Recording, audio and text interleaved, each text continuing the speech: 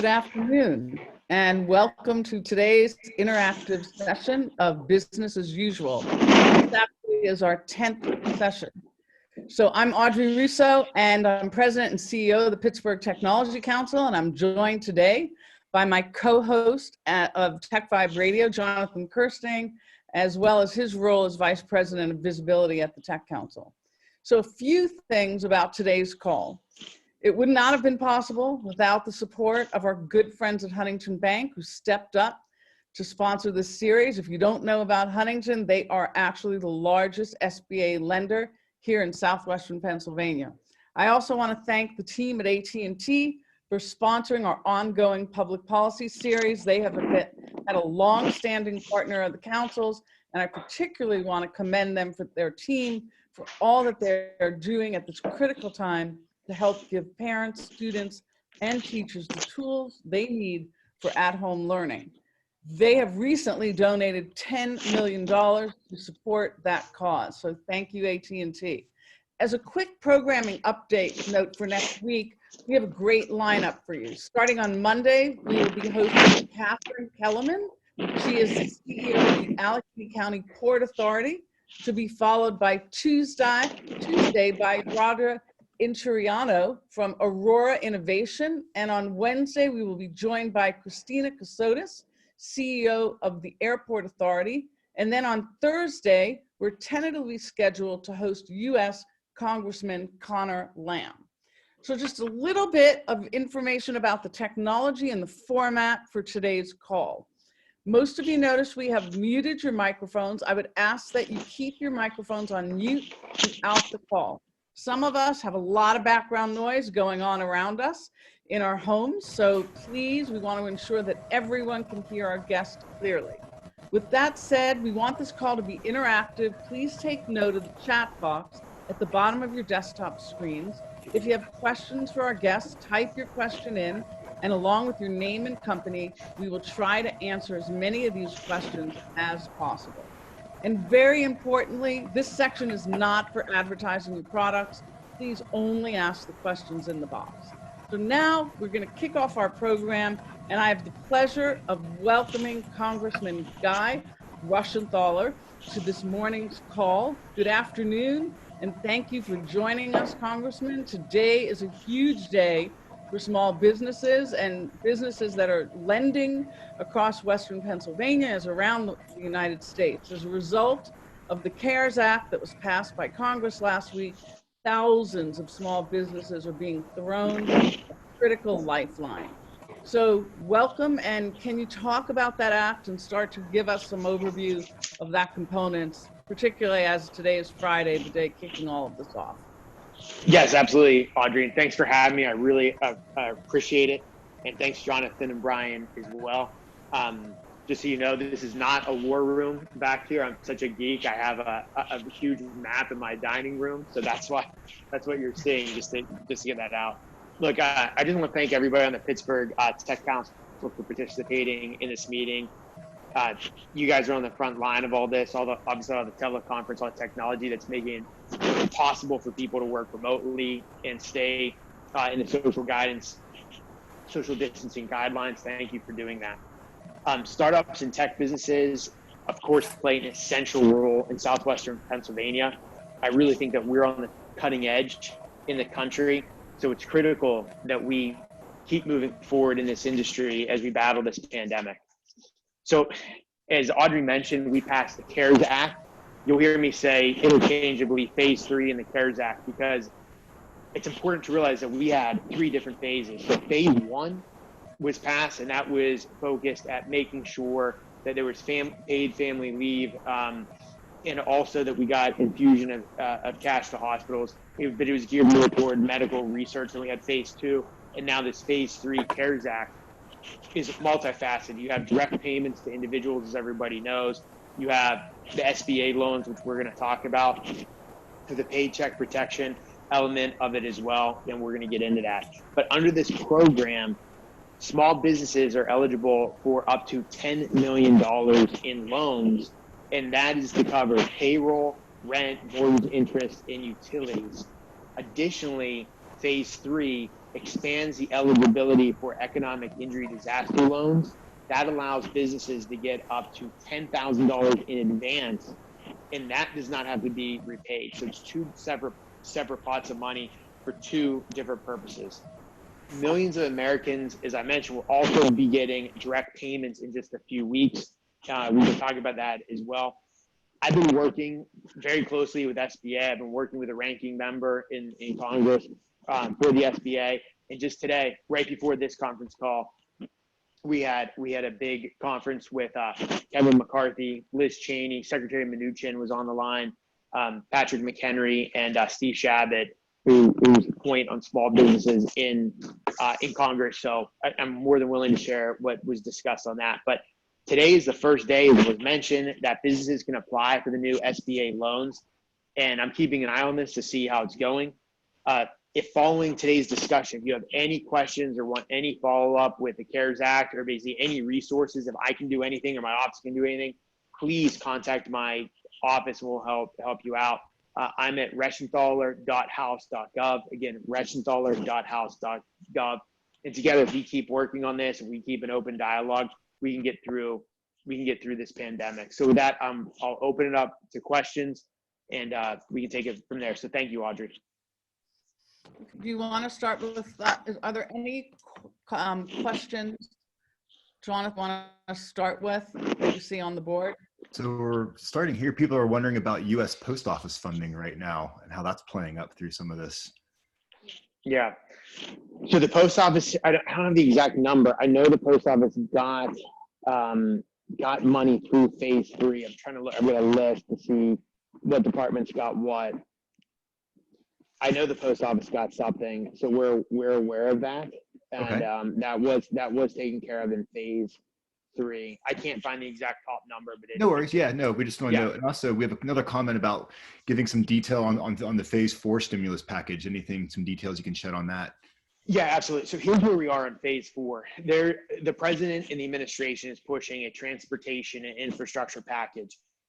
I'm in favor of a transportation and infrastructure package, whether or not we call it phase 4 or whether we just have a T&I package. Right. I've been a vocal advocate of that since I got to Congress.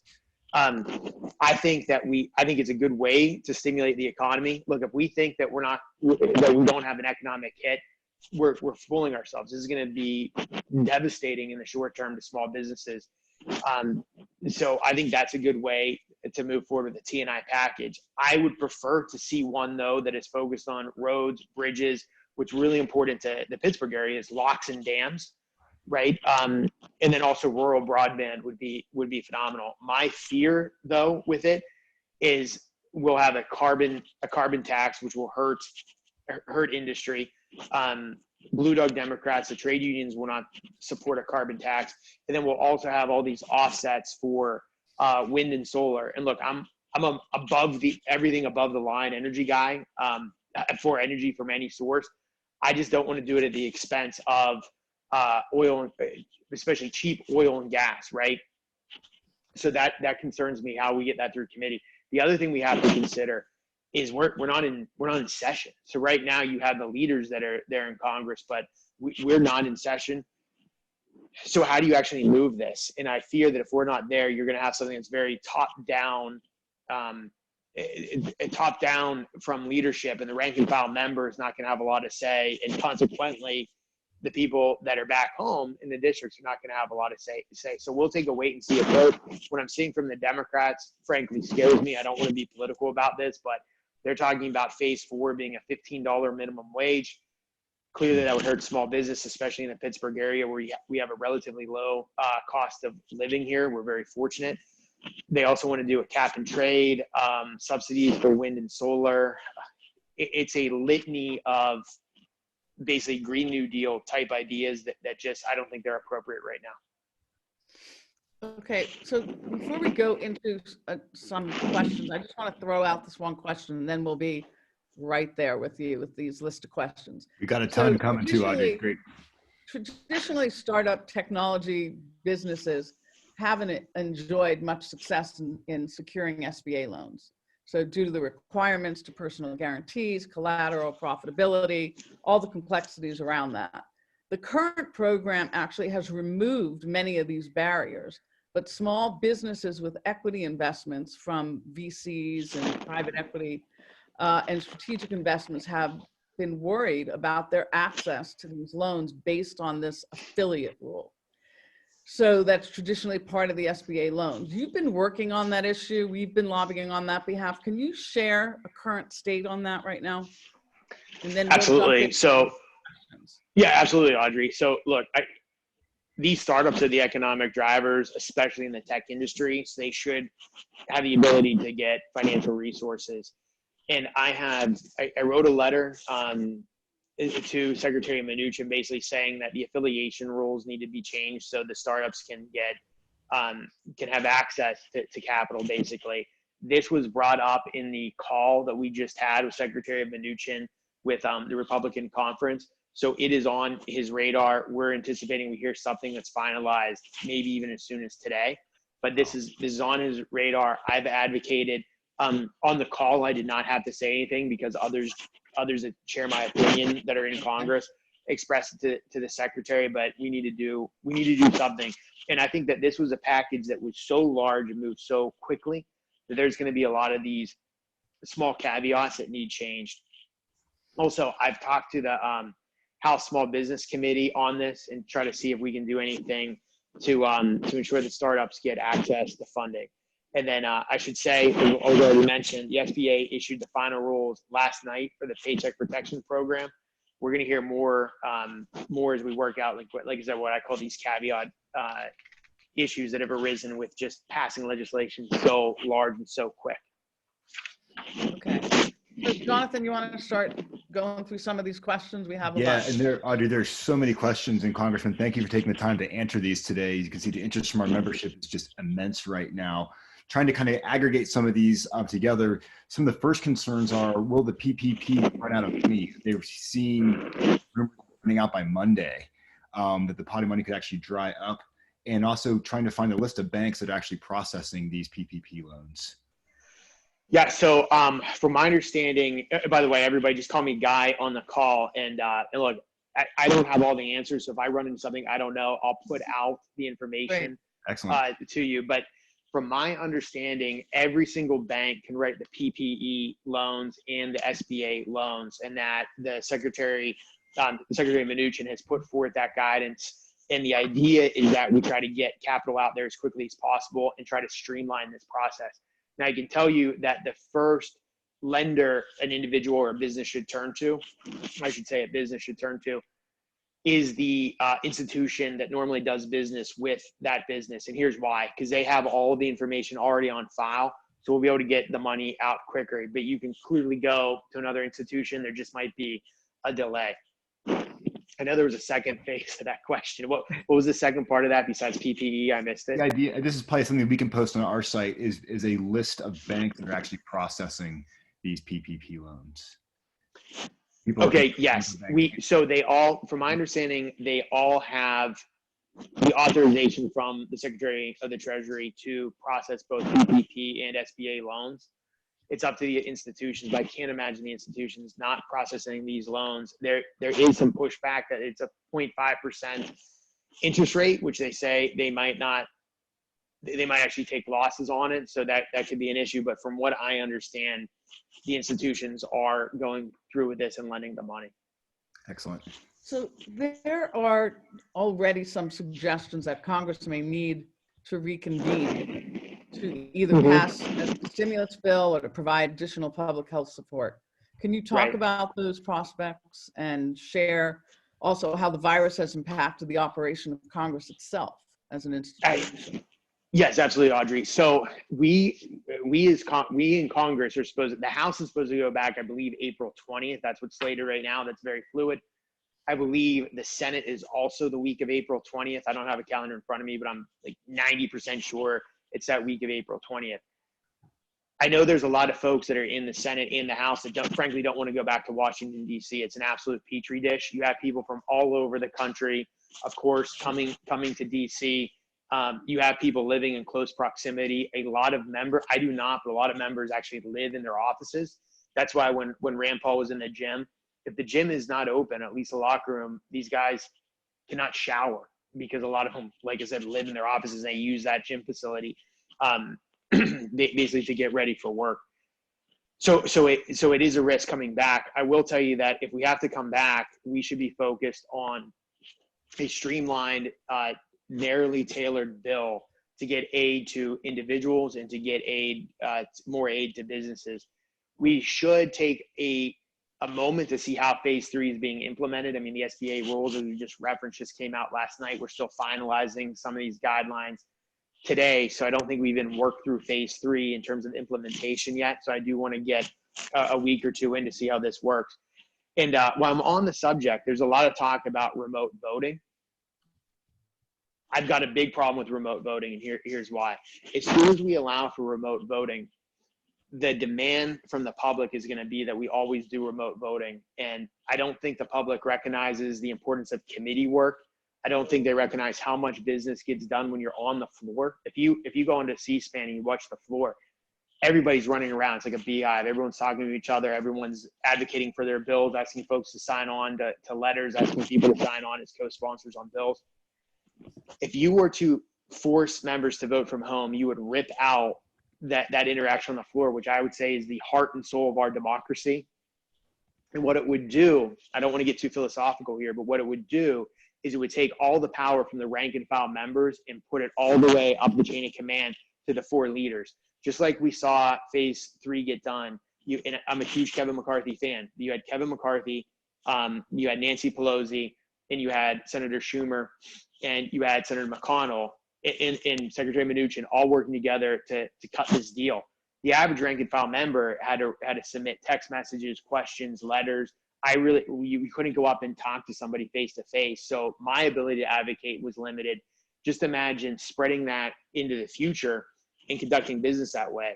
The rank and file member would greatly be diminished in his or her role. And again, consequently, the citizens back home in the districts would be diminished. So I will fight remote voting tooth and nail, just because I feel like it's so important for democracy and for the republic to have face-to-face interaction. Additionally, I will note this: we were in session during the Spanish influenza. We were in session during the both world wars. Even when we were in the Revolutionary War, the Congress was still in session. I understand it wasn't the current Congress we have now, but there was still a deliberative body that was debating in Philadelphia. So even in times of war, we've done this. I can't justify remote voting now. Jonathan, you want to take a question here? I would love to. So, Courtney Williamson has a fantastic question, and it's just around the basics here.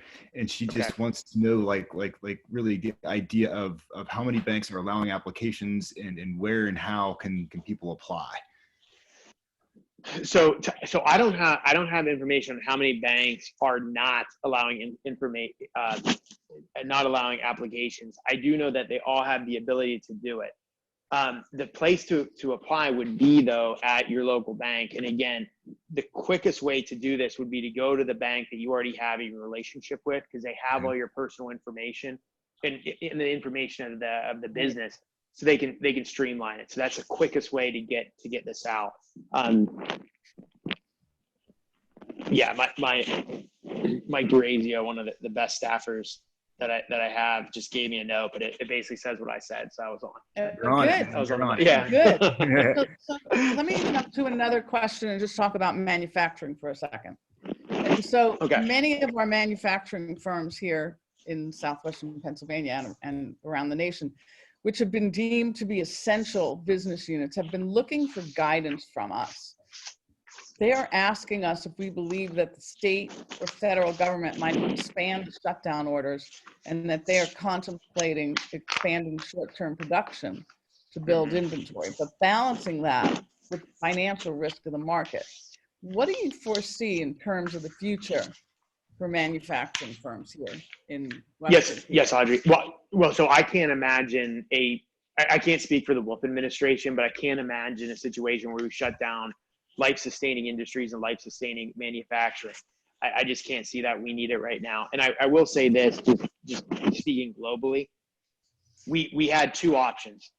We could have reacted to this pandemic like Iran reacted, like Italy reacted, and that is to do nothing and just let it hit and deal with the fallout.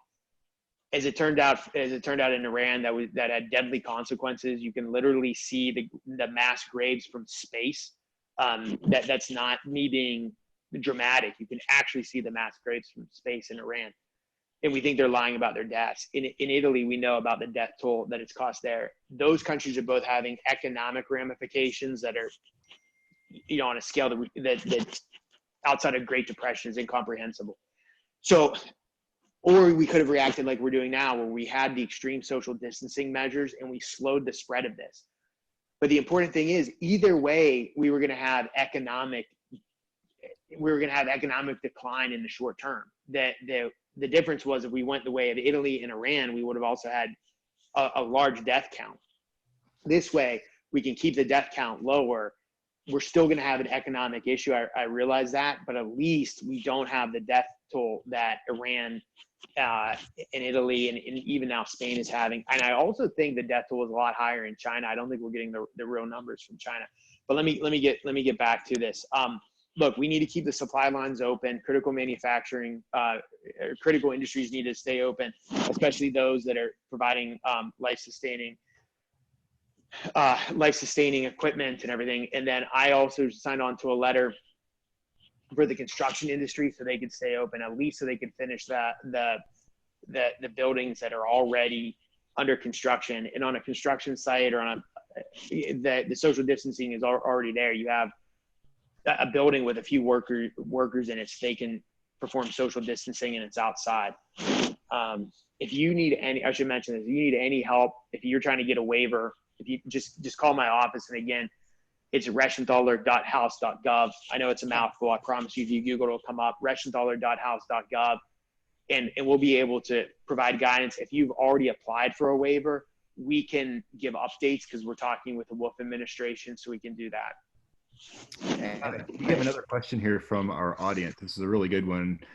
This is from Jonathan Potts. He says, we're grateful that higher education was included in the CARES Act, and we're grateful for your support. He says, several provisions of the legislation require that organizations keep current employees at the maximum extent practicable. Any guidance on how that is to be interpreted? So Treasury is going to interpret this, but my understanding is that the time period is, I think it's February 10th. It's sometime in early February to April 26th is the time that's going to be looked at for whether or not the loans are forgiven or not. And it needs to be the current level that the individuals that the individuals were getting paid before February 10th. So this came up on the small business call. The call that we just had with Secretary Mnuchin, and it has to be, I believe, at the 2018 pay level. So whatever you were paying your employees and whoever you had on the books, the numbers you had on the books in 2018, that's what they're going to look at. Very good. And it's like that for your taxes too. So for the direct, just so you guys know, for the direct payments to individuals, they're going to look at the 2018 tax returns. If you didn't have a 2018 tax return, they're going to default to 2019, but it should be the 2018. And then anybody on Social Security, you get it directly to you, just in the same mechanism of Social Security. And if you want to expedite that, there's a portal you can go to. I think I have it linked on my website, but there's a portal you go in, put in your information, then you do a direct deposit into your bank account. That will speed things up as well. Okay, Jonathan, there's still more questions. You want to ask them? They keep coming. This is just some great stuff going on here. So people want to know how is the level of our personal protection equipment holding up here in the 14th Congressional District right now? Are we in good shape? So I was just on a call the other day with Excella Health, which is all over Westmoreland County and frankly all over Western Pennsylvania, as you know, and they're at about 3 or 4 day supply of PPE.